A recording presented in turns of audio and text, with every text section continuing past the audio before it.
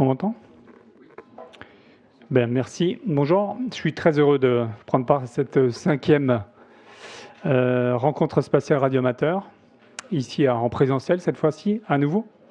Et donc je me présente, je suis Christian, F5UI, radioamateur du Haut-Rhin.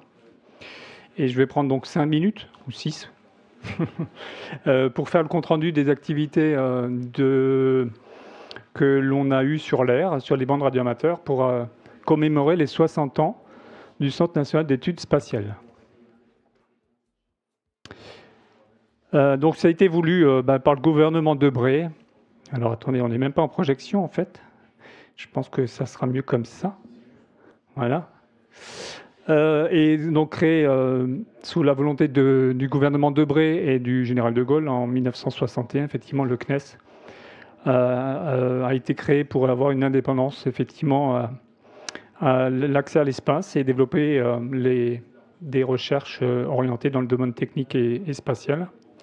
Et donc c'est parce que un certain nombre d'expérimentations et projets patronnés par le CNES le sont aussi en coopération avec les radioamateurs, et à leur bénéfice et plus largement au bénéfice de la science, que naturellement l'APSAT a souhaité prendre part à cet anniversaire des 60 ans.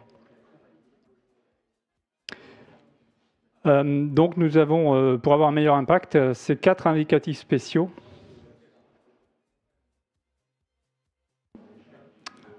Petit souci technique.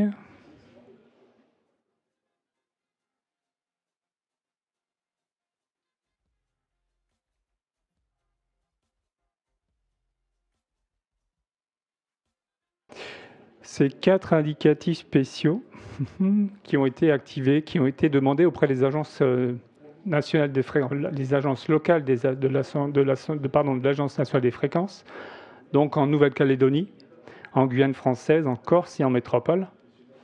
Pour être certain qu'il y ait un retentissement effectivement mondial de cette activité, les 4 ont été activés durant la même période de 16 jours, entre le 18 décembre 2021 et le 2 janvier 2022.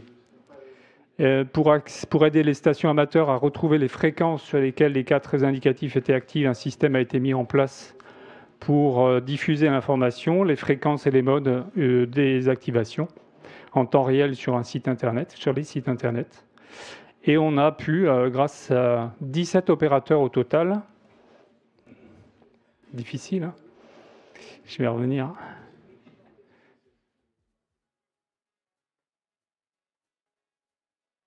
Grâce aux 17 opérateurs qui sont affichés à l'écran, avoir une activité des quatre indicatifs. Donc vous avez les indicatifs précisés ici sur cette image. Alors pour pouvoir vous montrer le grand succès de cette opération, je vais vous présenter quelques éléments de grandeur à l'issue de cette activité. Donc sur ces 16 jours, vous allez avoir en bas à gauche un petit pixel rouge qui est un contact représenté, un contact bilatéral, et par grande surface qui vont se présenter le nombre de contacts qui ont été effectués. La première partie, c'est TK60 CNES depuis la Corse, avec principalement des contacts en numérique, FT4 et FT8. En jaune, la partie des contacts faits depuis la France métropolitaine, avec principalement du Morse et de la phonie, de la SSB. Ensuite, vous avez en marron le trafic réalisé depuis la Nouvelle-Calédonie, avec le préfixe TX, avec là encore beaucoup de Morse et des contacts en phonie. Et pour la dernière partie, la partie réalisée depuis la terre guyanaise, la Guyane française, est uniquement en Morse et en phonie. Donc voilà, là, en ensemble des contacts et de la volumétrie que ça représente, vous constatez qu'aisément les 2 tiers ou les 2 indicatifs outre-mer ont réalisé à eux seuls les 2 tiers des contacts pour les 4 indicatifs activés. En tout et pour tout, c'est 20 727 contacts qui ont été réalisés auprès de 12 000 stations individuelles, 12 000 stations uniques sur cette période. Là, vous avez une représentation dans le temps. On a 1300 contacts réalisés par jour sur l'ensemble de ces 16 jours d'activité. Sur une carte globale mondiale, effectivement, ça représente 144 pays ou contrées qui ont été contactés par les 17 opérateurs qui ont opéré ces 4 indicatifs spéciaux. Et les contacts ont principalement été faits sur les bandes décamétriques, quelques-uns sur les satellites défilants, RS-44, CAS-4B et OP-101, ainsi que sur le satellite géostationnaire QO-100. Et au total, ce sont 14 bandes radioamateurs qui ont été activées. Tout cela s'est bien passé dans une belle ambiance. D'ailleurs,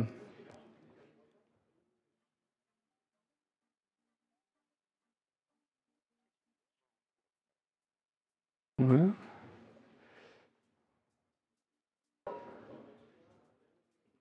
Alors, je n'ai pas la dernière présentation, du coup, je vais rajouter ma partie. Donc, la partie qui a concerné l'ambiance, effectivement, depuis le Centre national spatial d'études spatiales, le centre technique, le CSG, pardon, à Kourou a lancé le 25 décembre, vous vous en souvenez, le James Webb Telescope.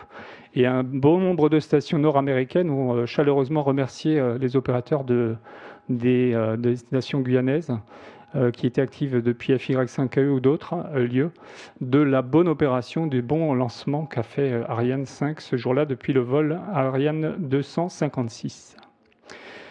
Pour finir, effectivement, à la suite d'un contact, les radioamateurs s'échangent toujours des cartes de confirmation. Du coup, je reviens là. Ces cartes sont une très belle façon de s'échanger des informations complémentaires au format papier. Alors, elles sont toutes fraîchement imprimées. Vous en avez reçu dans vos petits sacs de bienvenue. C'est un format double couleur. Et ces contacts sont aussi confirmés par voie électronique sur les carnets de trafic habituels, Log of the World, Club Log et QSL via bureau ou direct à demander auprès de notre manager qui est fin du JT. Pour ceux qui ont également contacté plusieurs fois les indicatifs spéciaux, un diplôme numérique est disponible sur ce site qui est affiché là. Vous avez contacté 2, 3 ou 4 indicatifs spéciaux différents. Vous avez un diplôme qui vous attend. Au total, c'est 18%, 2125 stations sur les 12 000 qui ont réussi à contacter au moins deux indicatifs différents. Voilà pour finir ma présentation chronométrée. Exercice pas évident. Je vais laisser la place à Thierry. Merci.